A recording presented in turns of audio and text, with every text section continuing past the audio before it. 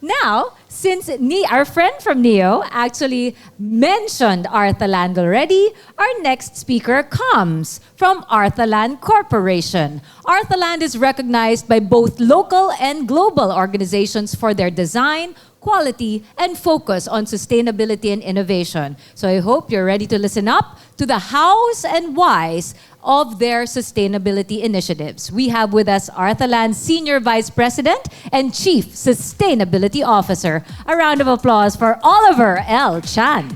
Hi, Oliver. Good morning. Okay, so if I sound like I'm lecturing you, my first job was teaching. I used to teach in a school near Magallanes. You probably know what it is. But the thing about sustainability is, during forums, we always talk about what we do, certifications and what we have, right? Right now, I want to focus on beyond our own developments, what we do beyond Arthaland. And I think that's very important for us to talk about, because when we talk about sustainability, we talk about accessibility to all, right? When we talk about sustainability, it is about how not only the rich people can afford sustainability, but everyone in this country to be able to afford and actually deserves sustainability. So that will be the main focus of my discussion today. Okay, so I'll start off a bit about Arthaland, but we're going to go through the slides. So Arthaland, we pride ourselves in terms of sustainability, just like the NEO Group. And when I started with the company in 2008 of June, it was already a mandate in terms of all our projects will have to be sustainable. So our first turnover project, which is a residential project in BGC called Aria Residences, 2009, was already LEED Gold certified. So 2009, there was no pandemic, no one was talking about sustainability. And we all know that it was the pandemic that pushed sustainability to the limelight, right? And 2009, we already have a LEED certified building. Can we tell them what LEED certified Okay, is? Because we LEED know net is zero. leadership in energy and efficiency. So basically, it's from the US Green Building Council. And thanks to Raymond, we have a Philippine Green Building Council. US Green Building Council created a format of standards, like a checklist that you have to follow in order for your building to become sustainable. That's one. And then they have third-party testing to make sure that you follow the design that you submit. So they actually have pre-certification wherein it checks your design, and then the actual certification when your building finishes, because they want to make sure that you fulfill the promised design that you have in the building. All right, so you have LEED, 2009, 2010, and then eventually, while it's still loading, until 2028. No, but 2019, our building in BGC, Arthaland Century Pacific Tower, become the first in the world to be recognized by the IFC as net zero carbon. So I think we all talk about if it's possible, and that shows even a country like the Philippines can make it possible and be first in the world. Okay, so talking about different certifications, 100% of projects of Arthaland, we have committed to get all certifications from LEED, Verde, EDGE, and WELL. 100% of our projects, that's our commitment. Let's describe the list. We know LEED. So Verde, I think Raymond described earlier, wherein he founded it before. And then we have EDGE by the International Finance Corporation. IFC, yep. Yes, so it's an excellence in design, right? So basically, EDGE focuses on energy savings. What benefits the buyers of real estate, right? So when you buy a real estate project, normally what happens? Oh, there it is. Okay. So when you buy a real estate project, normally you ask about how much it is, can I look at the model units? You don't actually ask the specifications of the project. EDGE does that. They make sure that the benefits of sustainability, like energy and water savings, goes to the buyer and not actually the developer. Okay, so my topic, last 5 minutes, is greening beyond our own. So let's go forward since I've talked about Arthaland for a bit already. Please, next slide. Okay, go back please. So it was mentioned earlier, 39% of all carbon emissions are from real estate. Now, of that 39%, it's important for us to actually identify what is in that 39%. So if you can move to the 2 slides forward. Of that 39%, 51% actually comes from residential projects where we live in. And 22% from commercial, 17% institutional. So a big piece of the pie is actually from residential projects. So we have to do something when it comes to the place that we live in and making it sustainable. Right? We don't, of course, we spend 8 to 9 hours of our time in school or in offices, but we spend a lot of time at home, especially with our families. So 51%, that is something that we have to work on. Remember, if you're building an office project and making it sustainable, interior-wise, it's bare cement. Sometimes you put in the air conditioning. In residential projects, you have what type of flooring do you use? Right? Is it FSC certified? Is it, different non-toxic VOC paints? It's harder to create residential projects that are sustainable. And yet, this is where we live in. Next slide, please. So, we decided that, when we started Arthaland, it was really for the more affluent market. But we decided that sustainability is for everyone. So we decided to show everyone that sustainability can actually be done in more affordable projects. This project is called Una Apartments. We put this in Laguna, right across one of your rival schools. But the key thing here in Una Apartments, the reason why we call it Una meaning in Tagalog, first, di ba? Sa atin, di ba? Una. First development that is sustainable, that is affordable. And your first investment that will really last a lifetime because it is sustainable. So all the sustainable certifications that I mentioned earlier, we will have in this project, but in studio units and in one-bedroom units in a more affordable price. You still have the large windows for the sunlight to come in. You have what we call the engineers, ERVs, energy recovery ventilators. It actually preconditions the air before it enters your unit. So you have fresh air all the time. It dehumidifies the air before it goes to your unit. So imagine having a unit like this and not spending $1 million for it. No? So that's our goal, bringing sustainability to everyone. Next slide. So with this 8-hectare development, so these are the Una Apartments, we worked with the national government because there has to be an advantage. And how can it be owned by the mass market of the Philippines? Who among here are aware of the interest rates now in the Philippines? If you get from the bank, if malakas ka, 7%, and then you have interest rates going up to 8%, Balay Verde is a program with the National Home Mortgage Finance Corporation. And if your project is certified sustainable, you get a loan up to 30 years with 4.5% fixed interest the entire 30 years.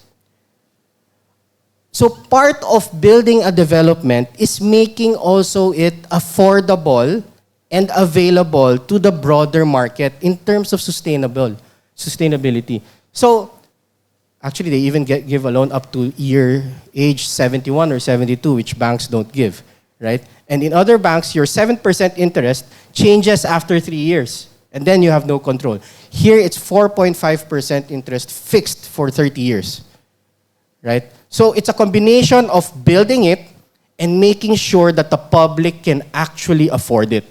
That's our goal. Next slide. So this was the signing with NHFMC, but again, bringing it to the broader market. We signed an agreement with the national government to build the first sustainable certified socialized housing in the country. Socialized meaning we're not going to sell it. It's actually for the public. It's actually free. How do we do that? Each real estate developer actually is required to pay a certain amount. Normally, it's 5% of your development cost to Department of Housing.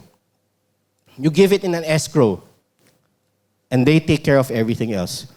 What we suggested why don't we use that 5% and help you build a sustainable housing community? We take care of manpower, no additional cost. We take care of architects, we take care of the engineers. And they agreed to it. So we're now working with the Cebu local government as well, choosing the right property for us to build the first sustainable socialized housing in the country. Next slide. Now, advocacy is more than just talking about it. It's actually doing something about it in terms of sustainability. So, next slide. This is a public school in Cebu City. A few years ago, they had Odette. So I have 10 minutes remaining. So they had Odette. You know, Cebu didn't experience all these floods before. And then they had that big typhoon. It was Christmas season going towards New Year. It destroyed all their public schools. Roofing was left as is during school season. And when I was talking to the local government, they were talking about dignity. And then we went around the public schools. And how can this be dignity, right? We're talking about kids and students being our future, and they have schools like this, not fixed after a year and a half of the typhoon. Next slide. This is actual. Do you know that they hold school there, and if it rains, they all run? This is actually the condition when we visited it a year and a half after the typhoon. They also have shifting. Morning is 9 to 11 is grade 3. 12 to 3 is grade 2. So the others won't have classrooms, no? So when we saw this, we decided to find a way to not only educate students, but bring them that dignity that the local government was talking about and making it sustainable. Next slide. This is how it looks like today. Last month, we inaugurated the first sustainable certified public school in the country. It was certified by the International Finance Corporation, so we put in LED lights, new ceiling. Of course, we had some help. Low-flow plumbing fixtures, we got help from American Standard, from our contractors. You know, daytime help with the electric fans. The paintings, we actually used I would say recycled or extra paints that we had in our projects. All developers will have excess materials. We used it to fix the public school, and this is how it looks like today. No? Next slide. Nagkulang lang kami sa paint, pero tatapusin namin yan. No? But basically, this is how it looks today from where it was before. No? Now they can go to school with dignity.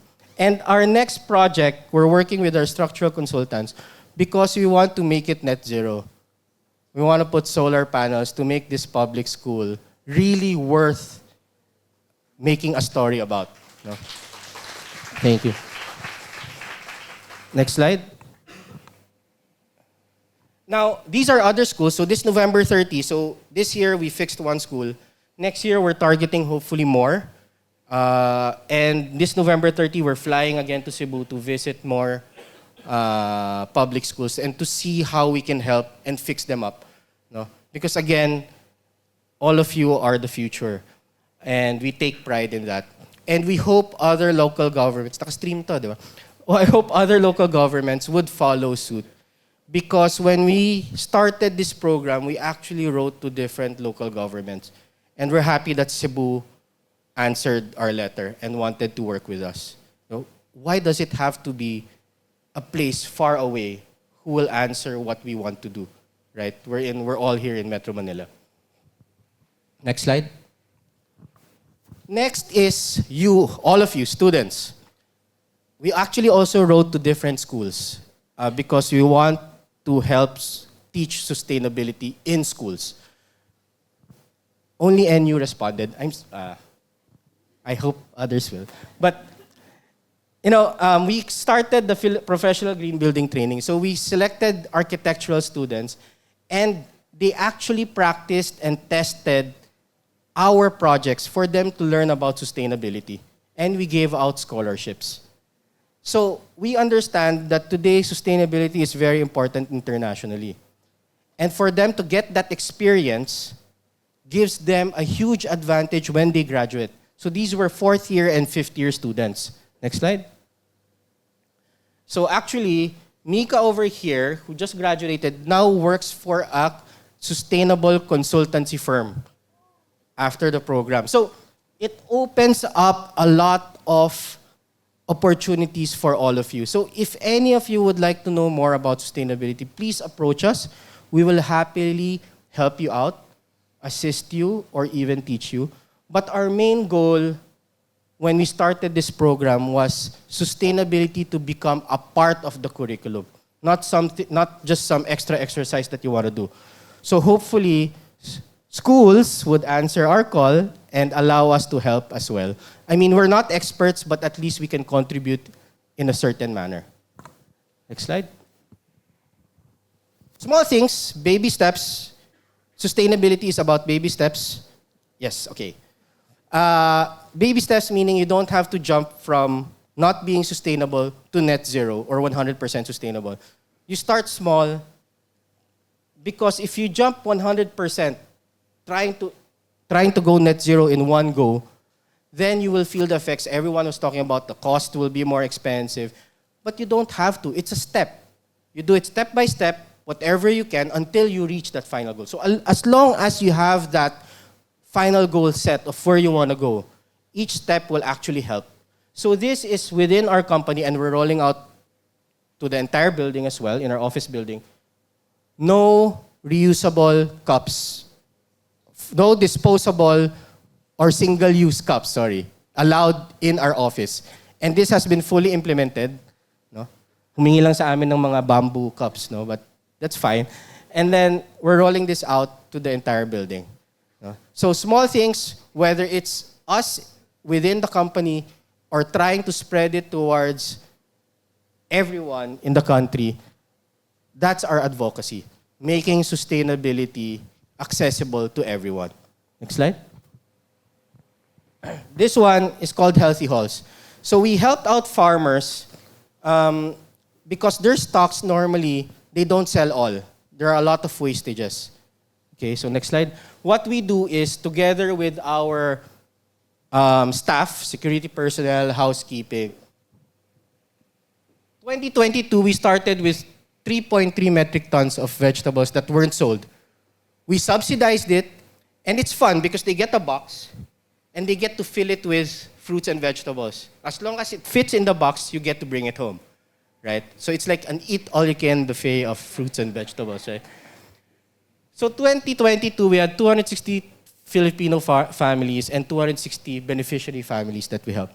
2023, from 3.3 metric tons, we were able to increase it to 17.1 metric tons, helping 640 Filipino farmers that they weren't able to dispose of their goods, and 1,160 beneficiary families. So we plan to grow this every time and help more of our unfortunate farmers. You know, in other countries like Canada, farmers are the most richest people in the country, right?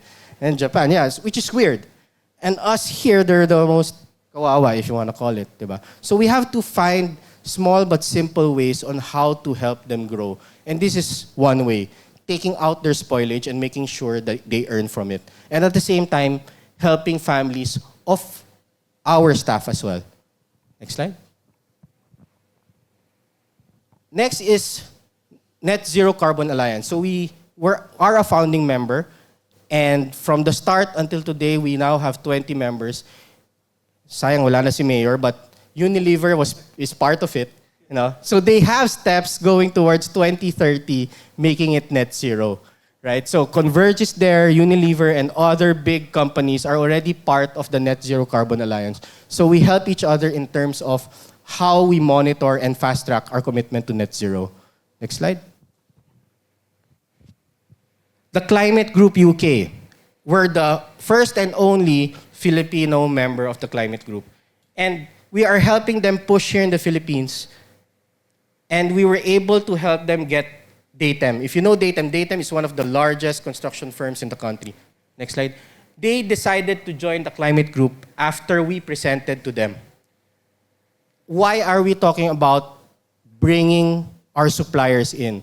People talk about net zero carbon, and net zero carbon, that's only operational. We are operating buildings.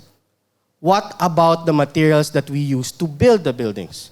What about, they call it scope 3, the third-party suppliers or the supply chain, right? How are we going to do this? We have to bring them in, we have to educate them, and we have to make sure that they are open to sustainability. So we brought our own contractors and brought them to the climate group, and they are now members of the climate group. They are now creating their path towards carbon neutrality. We have to get there. Let's not talk about operational. We know we can do it already. Let's talk about third-party suppliers. Let's talk about the supply chain. And that's our new advocacy as well that we're adding to it. So again, together, let's make sustainability accessible to all and everyone, since everyone deserves sustainability. Thank you very much, everyone. Oliver Chan, ladies and gentlemen, from Arthaland. Ollie, quick question before we let you off stage. Thank you again for very, very inspiring. And I love how aligned you are with what we're doing here at the Manila Bulletin Sustainability Forum. It's really education, reaching out to students, and really moving forward with them.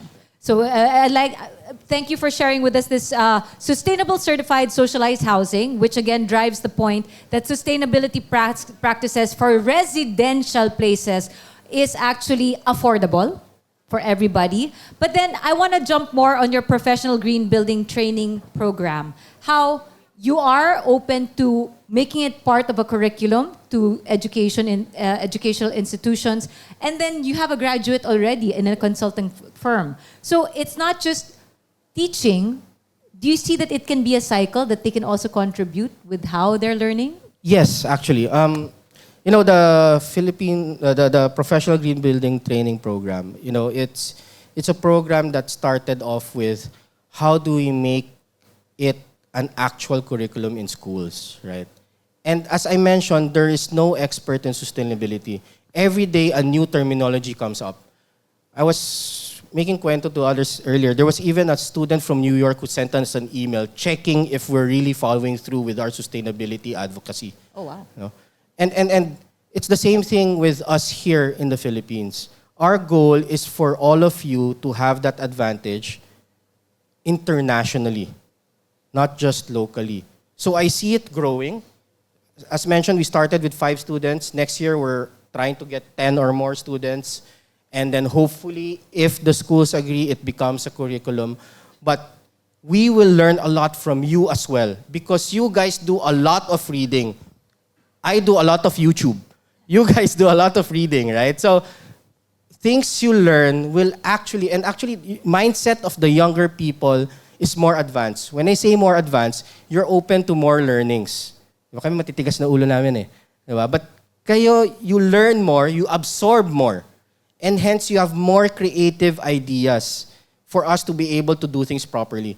And in that way, yes, we feel that it's actually beneficial to both us as a developer and you guys in terms of learning sustainability. And that's why it's a win-win situation. Yeah. Thank you very Thank you very much, much. Oliver Chan, ladies and gentlemen. We'll see him later for the panel discussion.